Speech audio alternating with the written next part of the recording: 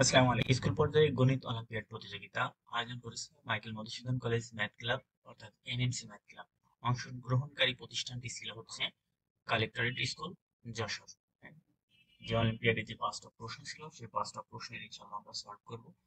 তা প্রথম যে প্রশ্নটা দেখেন, স্কুল এ, একটা স্কুলের নাম হচ্ছে এ, আর স্কুল বি আর একটা স্কুলের নাম হচ্ছে বি, এর শিক্ষার্থীরা একটি অনুষ্ঠানে অংশগ্রহণ করে। তারপরের অংশটা দেখেন, বলছে প্রত্যেক স্কুল থেকে যতজন শিক্ষার্থী, ঠিক আছে, প্রত্যেক স্কুল থেকে যতজন শিক্ষার্থী অংশগ্রহণ করে প্রত্যেকে তত চাঁদা দেয়। প্রত্যেকে তত চাঁদা দেয়, আমরা ধরে নিচ্ছি এখানে, ঠিক আছে। মনে করেন ধরি ধরি বি স্কুলে অংশগ্রহণ করেছে এক্স, ঠিক আছে। বি স্কুলে অংশগ্রহণ করেছে, ঠিক আছে। বি স্কুলে অংশগ্রহণ করেছে, অংশগ্রহণ করে এক্স জন, ঠিক আছে। তাহলে দেখেন যদি এক্স জন তাহলে তারা চাঁদা দেবে কত বলেন তো, বলেন। দেখেন বলছে যে যতজন শিক্ষার্থী অংশগ্রহণ করে প্রত্যেকে তত চাঁদা দেয়। তাহলে চাঁদা দেবে কত? প্রত্যেকে চাঁদা দেবে এক্সট্রা, তাই না? তাহলে বি স্কুলের মোট চাঁদার পরিমাণ, ঠিক আছে? আমরা লিখতে পারি মোট চাঁদা বি স্কুলে মোট মোট চাঁদা কত হবে? তাহলে এক্স গুণ এক্স, তাই না? কারণ প্রত্যেকে দেয় এক্স আর মোট শিক্ষার্থী এক্স, তাহলে এক্স স্কোয়ার। সেম প্রসেসে দেখেন তো, বলছে যে এই স্কুলে আমরা যদি ধরি যে এই স্কুলে ওয়াই টাকা দেয়, ঠিক আছে। আবার এই স্কুলের জন্য যদি আমরা ওয়াই টাকা ধরি, তাহলে এই স্কুলের মোট চাঁদা কত? এই স্কুলের মোট চাঁদা, হ্যাঁ, এই স্কুলের মোট চাঁদা হবে, এখানে যেমন এক্স স্কোয়ার হয়েছে এখানে একইভাবে ওয়াই স্কোয়ার, ঠিক আছে। তাহলে দেখেন আমাদের অঙ্কের এই অংশটুকুর কাজ শেষ, ঠিক আছে। যে আমরা এই অংশ পর্যন্ত কাজ শেষ করে ফেললাম। তারপরের অংশটুকু করি, দেখেন বলছে স্কুল এর পরীক্ষার্থীদের চাঁদা ও বি এর পরীক্ষার্থীদের চাঁদার পার্থক্য। তাহলে দেখেন আমরা একটা শর্ত পেয়ে যাচ্ছি, হ্যাঁ, আমরা যে বি স্কুলের মোট চাঁদার পরিমাণ কত ধরছিলাম? এক্স স্কোয়ার, আর এই স্কুলে ধরছিলাম কত? Y square. আবার দেখেন চাঁদার যে পার্থক্য, সেই পার্থক্যটা কত? পার্থক্যটা হচ্ছে 636। এখন আমাদের জানতে হবে যে শিক্ষার্থী কোথায় বেশি ছিল, সেজন্য অঙ্কটা আরো একটু পড়তে হবে আমাদের। দেখেন এবং মোট অংশগ্রহণকারী শিক্ষার্থীদের সংখ্যা ছিল এত, অর্থাৎ মোট শিক্ষার্থী ছিল কত? আমরা যদি এখানে একটা শর্ত লিখি, প্রথম শর্ত, তাহলে এটা দিই, হ্যাঁ, মোট শিক্ষার্থী, ঠিক আছে। প্রথম শর্ত কি? মোট শিক্ষার্থী। তাহলে শিক্ষার্থী ধরছিলাম কত?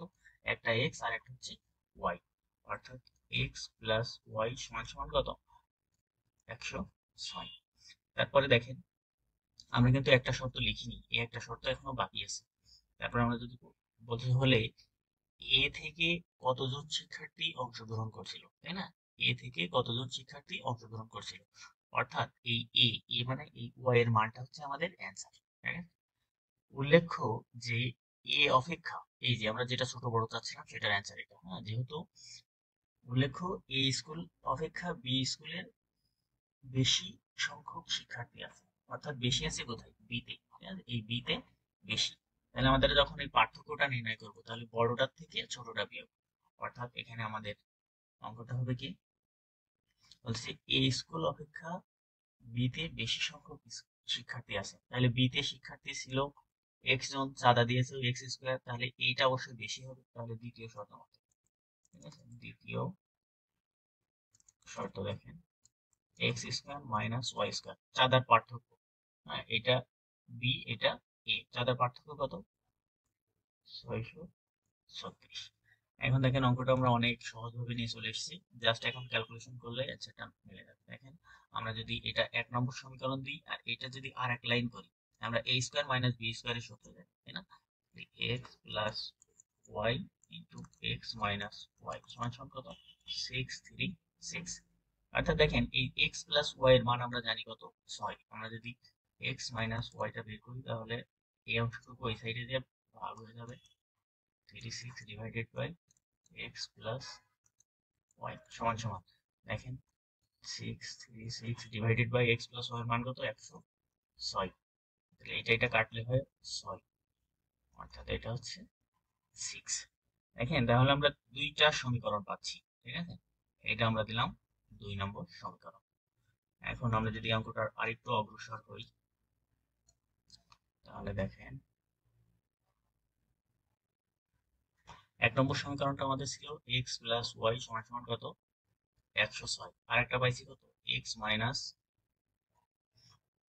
মাইনাস ওয়াই সমান সমান হচ্ছে 6। আমরা জাস্ট এই দুইটা সমীকরণ যদি যোগ করি মনে করেন, ঠিক আছে, তাহলে এটা কেটে যাচ্ছে, তাহলে 2x সমান সমান 112, অতএব x এই সাইডে গেলে 112 ডিভাইডেড বাই 2, অর্থাৎ x সমান সমান কত 5 6। এখন দেখেন আমরা x এর মানটা পেয়ে গেছি, কিন্তু যে কতজন শিক্ষার্থী অংশগ্রহণ করেছিল, তাহলে এই 56 হচ্ছে অ্যান্সার। যদি বি একটা বলতো তাহলে 106 থেকে 56 বাদ দিলে সেটা হতো অ্যান্সার। আমরা দ্বিতীয় যে অঙ্কটা আছে দেখেন, দ্বিতীয় অঙ্কটাই বলছে দেখেন ভূমিকম্প মাপার যন্ত্রের নাম হচ্ছে রিক্টার স্কেল, ঠিক আছে। তাহলে বলছে যে রিক্টার স্কেলের মাধ্যমে ভূমিকম্পের মাত্রা পরিমাপ করা হয়, ঠিক আছে। তো বলছে ভূমিকম্পের মাত্রার পরিমাণের জন্য আমরা 10 ভিত্তিক লগারিদম ব্যবহার করব। কত ভিত্তিক লগারিদম ব্যবহার করব 10 ভিত্তিক লগারিদমটা আমরা ব্যবহার করব। অর্থাৎ কোন ভূমিকম্পে x একক হলে ইহার মাত্রা হবে এত, তাই না। তাহলে দেখেন প্রথম শর্ত মতে আমরা এখানে পাচ্ছি কি প্রথম শর্ত কি x একক হলে ইহার মাত্রা হবে কত 10 ভিত্তিক লগ x, হ্যাঁ। তারপরে এটা প্রথম শর্ত না, এটা জাস্ট ক্লু, হ্যাঁ। তারপরে দেখেন বলছে 4 মাত্রার ভূমিকম্প অপেক্ষা 7 মাত্রার ভূমিকম্প। তাহলে প্রথম সমীকরণে বলছে যে 4 মাত্রা, তারপরেরটাই আমাদের বের করতে হবে হচ্ছে 7 মাত্রা। সেক্ষেত্রে প্রথম যেটা আমরা পাবো যে লগ 10 ভিত্তিক x1, এটা সমান সমান কত ধরতে হবে আমাদের, এই যে বলেছে 4, তাই না। এই যে 4 আমরা জানি, এখানে একটা লগের সূত্র আছে, সেই সূত্রটা দেখেন। এই যে এখানে যে অংশটা থাকবে, এই যে এইটা যেটা থাকবে সেটা আমার অন্য সাইডের x1 হয়ে যাবে, আর এই যে ভিত্তিটা কি হবে, ভিত্তি অপর সাইডে যে ভিত্তি হবে, আর এটা হয়ে যাবে তার পাওয়ার। সেম প্রসেসে দেখেন দ্বিতীয় শর্তটা কি হবে বলেন তো। দ্বিতীয় শর্ত আমাদের লগ 10 ভিত্তিক ব্যবহার করতে হবে, তাই না। তাহলে এখানে x এর মানটা ভিন্ন হবে, সেই ক্ষেত্রে আমরা x2 ধরছি, সমান সমান কত মাত্রার বলেছে এটা 7 মাত্রা। সেম প্রসেসে এই 10 এই সাইডে এসে কি হবে ভিত্তি হয়ে যাবে, আর এই পাওয়ার হবে, আর এই x2 নিচে একা বসে যাবে। তাহলে দেখেন এটা আমরা পাচ্ছি এটা 1 নম্বর ইকুয়েশন, এটা 2 নম্বর ইকুয়েশন। এখন দেখেন আমাদের বলেছে যে কত গুণ, হ্যাঁ, বেশি কম গুণের বিষয়টা আছে, তাহলে আমরা ভাগ করবো। দেখেন 2 নম্বর ইকুয়েশন ভাগ 1 নম্বর ইকুয়েশন, অর্থাৎ x2 ডিভাইডেড বাই x1 সমান সমান 10 to the power 7 divided by 10 to the power 3, sorry 4, 10 to the power 4 সমান সমান 10 টু দি পাওয়ার 3 আছে, অর্থাৎ 1000 গুণ বেশি, ঠিক আছে, 1000 গুণ বেশি, এটা অ্যান্সার। পরের ম্যাথটা দেখেন, তৃতীয় যে ম্যাথটা আছে বলছে যে একটি গাছের 1 লক্ষ কি আছে পাতা আছে, ঠিক আছে। প্রতিদিন অপেক্ষা পরের দিন 10টি পাতা বেশি পড়ে, ঠিক আছে। মনে করেন আজকে এক্সট্রা পড়েছে, তাহলে আগামীকাল পড়বে হচ্ছে এক্স প্লাস 10, হ্যাঁ, এমন। তারপর আরেকটা অংশ যদি আমরা পড়ি দেখেন বলেছে প্রথম দিন 20টি পাতা ঝরে পড়লে কত দিনে ওই গাছের পাতাগুলো সম্পূর্ণ কি হবে ঝরে পড়বে। তাহলে দেখেন প্রথম দিন ঝরছে কত, প্রথম দিন ঝরেছে হচ্ছে 20, তারপরের দিন ঝরবে কত তার থেকে 10 বেশি, তাহলে 20-এর থেকে 10 বেশি কত হবে 30। তারপরে দেখেন তারপরের দিন হচ্ছে প্রতিদিন অপেক্ষা পরের দিন, তারপরের দিন কত হবে 40 হবে, এর থেকে 10 বেশি, এরপর 50, dot dot continue this process. দেখেন আমরা একটা ধারা তৈরি করতেছি, ঠিক আছে। এখন বলতেছে কত দিনে ওই গাছের পাতা ঝরে যাবে, তাই না। তাহলে দেখেন এইটা প্রথম দিনে ঝরবে, এটা দ্বিতীয় দিনে ঝরবে, এটা ঝরবে তৃতীয় দিনে, 4 দিনে, 5 দিনে, সবগুলো পাতা এভাবে কোন জায়গায় যেতে হবে বলেন তো, যখন 1 লক্ষই চলে আসবে, তাই না। এই 1 লক্ষই চলে আসবে কত দিনে, তাই না। তাহলে এটা একদিনে, এটা 2 দিনে, 3 দিনে, 4 দিনে, তাহলে আমাদের কি নির্ণয় করতে হবে বলেন তো, পদ সংখ্যা।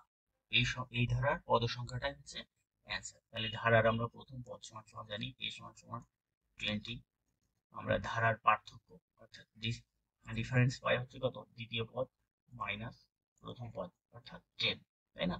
এখানে আমাদের পদ সংখ্যা n সমান সমান হট, ঠিক আছে? তাহলে আমরা জানি, হ্যাঁ, তাহলে এখানে শেষ পদ কত, শেষ পদ অর্থাৎ পদ সংখ্যা, তাই না? পদ সংখ্যা কত, পদ সংখ্যা শেষে হচ্ছে 1,00,000 সমান সমান a plus n minus 1 into D, যে এই পদটা কততম পদ, তাই না? সেটা আমরা বের করব, এই পদটা কততম পদ। সেক্ষেত্রে আমরা 1,00,000 লিখলাম সমান সমান a এর মান কত, কত পাইছি 20 plus n minus 1 into D এর মান কত পাইছি 10। আমরা জাস্ট ক্যালকুলেট করবো এবার, 3 সমান সমান 20 প্লাস 10n মাইনাস 10, জাস্ট আমরা ক্যালকুলেট করলে অ্যান্সারটা পেয়ে যাব। দেখেন আমরা এই 10nটা এক সাইডে রেখে বাকিগুলো এই সাইডে নিচ্ছি, 10 থেকে এই 20 থেকে 10 বাদ দিলে 10 থাকে, প্লাস 10 এই সাইডে এসে হবে মাইনাস 10, অর্থাৎ 1,00,000 মাইনাস 10 সমান সমান 10n। তাহলে এটা ক্যালকুলেশন করলে আমরা পাই 10 কম 1,00,000 থেকে 2 0 সমান সমান 10n। এই জিরো কেটে যায়, অর্থাৎ n সমান সমান একটা দুইটা চারটা, ঠিক আছে? 9,999 দিনে পাতাগুলো সব পড়ে যাবে, এটাই অ্যান্সার। তারপরে যে প্রশ্নটা দেখেন, এটা একটা ডায়াগ্রাম, এই ডায়াগ্রামটা দেখেন, এটা একটা সিলিন্ডার, ঠিক আছে? আমরা যদি এরকম বিবেচনা করি, এটা কি একটা সিলিন্ডার। তারপরে আমরা এই জিনিসটা কি একটা কনক, তাই না? তাহলে দেখেন আমরা যদি এই জিনিসটারে সোজা করে এখানে লিখি, এইটা এরকম, তাই না? এখন মনে করেন এইটারে আমি উল্টা করি, ঠিক আছে? এটা এই দিকে ঘুরাই এর মধ্যে ছেড়ে দিলাম, তাহলে এটা এই ফিগার আসলো না? ঠিক সেম প্রসেসে দেখেন, এটা একটা কি, এটা একটা সিলিন্ডার, আর এর মাঝে এই যে এই একটা কি ঢোকানো হয়েছে, কনক ঢোকানো হয়েছে, বলেছে ছায়াকৃত অংশের ক্ষেত্রফল কত। তার মানে এই যে এই অংশটুকুর ক্ষেত্রফল, তাই না? তাহলে টোটাল সিলিন্ডার ক্ষেত্রফল না আয়তন, এই টোটাল আয়তন থেকে যদি আমি, টোটাল সিলিন্ডারের আয়তন থেকে যদি আমি ঘনকের আয়তনটা বাদ দিয়ে দিই, সরি কনকের আয়তনটা বাদ দিই, তাহলে কিন্তু আমার অ্যান্সার। তাহলে আমরা জানি যে সিলিন্ডারের ক্ষেত্রফলের সূত্র কি, পাই আর স্কয়ার এইচ মাইনাস ঘন এই কনকটার ক্ষেত্রফল, কনকের ক্ষেত্রফলের সূত্র কি, পাই আর স্কয়ার এইচ বাই কত 3। এটা কিন্তু অ্যান্সার, এখানে জাস্ট আমাদের মানগুলো লাগবে। দেখেন পাই, পাই রাখলাম, এখানে আর এর মান কত, আর হচ্ছে আপনার ব্যাসার্ধ, তাই না? আর হচ্ছে ব্যাসার্ধ, তাহলে এই যে এটা একটা কি ছিল, বৃত্তাকার ছিল না? তাহলে এটার পরিমাণ কত ছিল 6, তাহলে এখান থেকে এর অংশ কত 3, ডট 3 এর স্কয়ার এইচ, এইচ হচ্ছে উচ্চতা, এই যে উচ্চতা, উচ্চতা কত 8 মাইনাস পাই, এখানে আর square 3 square dot 8 divided by 8, তাই না? তাহলে এখানে আসছে কত 3 3 9, 8 নাম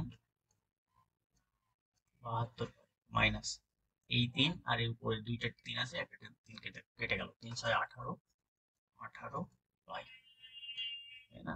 তাহলে 18 থেকে 72 বাদ দিলে হয় 54, 54 পাই। এটা অ্যান্সার। কেউ পায়ের মান বসাই করতে পারে না, 3.1416 করে ধরে করতে পারে, সমস্যা নেই। এই অঙ্কটা দেখেন, পঞ্চম যে অঙ্কটা আছে, এই অঙ্কটার জন্য আমাদের একটু ভাবতে হবে, তাই না? কি ভাবতে হবে বলেন তো? দেখেন বলছে যে সকাল 10টায় রানা কেশবপুর থেকে, ঠিক আছে, কেশবপুর থেকে রওনা করবে। আমরা মনে করি এটা একটা রাস্তা, এটা কেশবপুর, বলছে কেশবপুর থেকে 5 কিলোমিটার বেগে যশোরে যাচ্ছে, কত, কোথায় যশোরে, এবং রাজু যশোর থেকে কেশবপুর, তাহলে এইদিকে যাচ্ছে রানা, ঠিক আছে, রানা কত কিলোমিটার বেগে যাচ্ছে, 5 কিলোমিটার বেগে যাচ্ছে। এই দিক থেকে রওনা করেছে হচ্ছে রাজু, ঠিক আছে? রাজু কত কিলোমিটার বেগে, 4 কিলোমিটার বেগে, ঠিক আছে, যাত্রা শুরু করবে। রানা ও রাজু যাত্রাপথে 15 মিনিট ও, তাহলে রানা কত মিনিট বিরতি নিয়েছে, 15 মিনিট, আর রাজু নিয়েছে কত 12 মিনিট, ঠিক আছে? এই মিনিট গুলো যেহেতু আমাদের ঘন্টার অঙ্ক, ঠিক আছে, তাহলে মিনিটটা থেকে আমরা ঘন্টায় কনভার্ট হয়ে যাবো, 15 ভাগ কত 60, তাহলে এটা কত হবে 12/60। তাহলে আমরা বিরতির সময়টা ঘন্টায় প্রকাশ করে রাখবো। ঠিক আছে, হচ্ছে যশোর ও কেশবপুরের মধ্যবর্তী দূরত্ব হচ্ছে কত কিলোমিটার, এই টোটালটা হচ্ছে 20 কিলোমিটার। এই টোটালটা যদি একটু ডিফারেন্স কালার নেই, হ্যাঁ অন্য কালার নেই, আমি দেখলাম এইটুকু কত, এইটুকু হচ্ছে 20 কিলোমিটার। ঠিক আছে, বলছে যশোর থেকে কত দূরে মিলিত হবে। ঠিক আছে, এই যে যশোর আমরা ধরছি, ধরে নাও এক্স দূরত্বে, ঠিক আছে ধরে নিলাম, তাহলে এখান থেকে কত এক্স দূরত্বে, টোটাল কত ছিল 20, এই অংশটুকু এক্স, তাহলে এক্স থেকে আমরা যদি 20 থেকে যদি এক্স বাদ দিই, তাহলে আমরা এখান থেকে এই ডিস্টেন্সটা পাবো। আবার এই ডিস্টেন্সটুকু তো আমরা ধরেই নিছি এটা হচ্ছে এক্স দূরত্বে মিলিত হচ্ছে।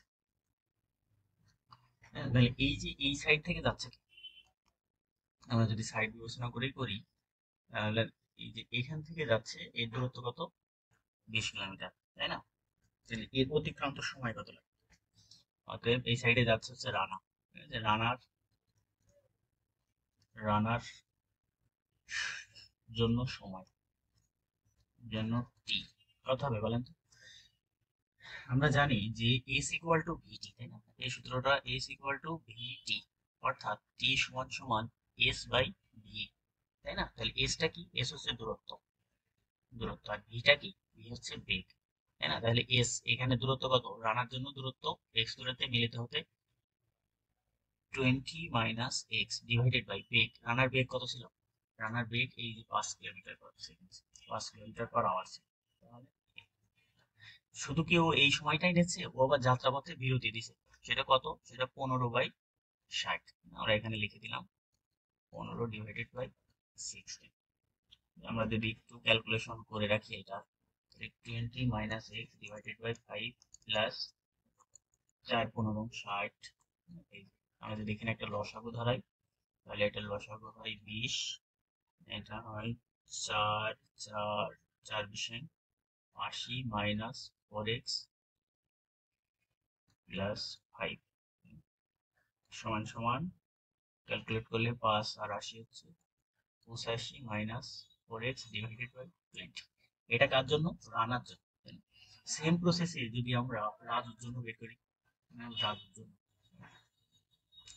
রাজুর জন্য সময় টি সমান সমান, তাহলে সময় কত যাবে ওর, এস ওর দূরত্ব হচ্ছে এক্স ডিভাইডেড বাই ওর বেগ কত ছিল, ওর বেগ ছিল হচ্ছে 4, বেগ 4 প্লাস ও বিরতি দিয়েছে কত 12/60, তাহলে 5×12=60, 1/5 একবারে লিখে দিই, ঠিক আছে? এটা সমান সমান কত 1/5 হবে, 1/5 এটাই লিখে দিলাম। এখানে কি করবো এবার, এখানে জাস্ট একটা লসাগু ধরাবো আমরা, ঠিক আছে? এখানে আমরা লসাগু ধরাবো 20, এটা হচ্ছে 5x প্লাস 4, এই যে এটা। এখন এখন দেখেন এরা একই সময়ে মিলিত হবে না, কারণ এরা একই সাথে যাত্রা করেছে, যদি মিলিত হতে হয় তাহলে একই সময়টাই মিলিত হবে, তার মানে কি হবে, এদের সময়টা এক। এই যে এর যে লাগছে, রানার যে লাগছে সময়টা, ঠিক আছে? রানার এই সময়টা আর রাজুর এই সময়টা কি এক, মানে একই সময় লাগবে ওদের, তাহলে আমরা লিখতে পারি শর্ত মতে 85 - 4x ডিভাইডেড বাই 20 সমান সমান 5x প্লাস 4 ডিভাইডেড বাই 20, তাই না? তাহলে আমাদের এখানে 20 20 বাদ হয়ে যায়, এই 20 থাকে কত, তাহলে 85 minus 4x equal 5x plus 4। তাহলে আমরা যদি এক্স গুলো এই সাইডে নিয়ে আসি আর এটা যদি এই সাইডে নিয়ে আসি, তাহলে 8 9 সমান সমান 4, ওই সাইডে গেলে 4 5 হচ্ছে 9x, অর্থাৎ এবার আমরা যদি এক্সটা এই সাইডে দিয়ে দিই, 8 9 ডিভাইডেড বাই 9 সমান সমান x, অর্থাৎ এটা হবে x সমান সমান,